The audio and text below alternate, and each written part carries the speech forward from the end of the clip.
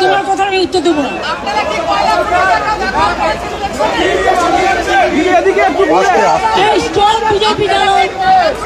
আমি কিন্তু বলবো না।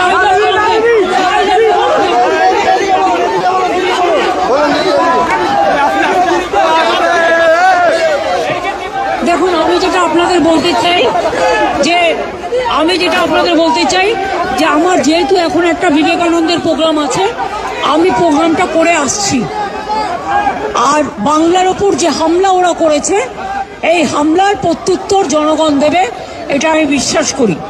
এবং নিজেদের ফেস সেভিং করবার জন্য ফেস সেভিং ফর্মুলা কিছু গদি মিডিয়াকে কাজে লাগিয়েছে।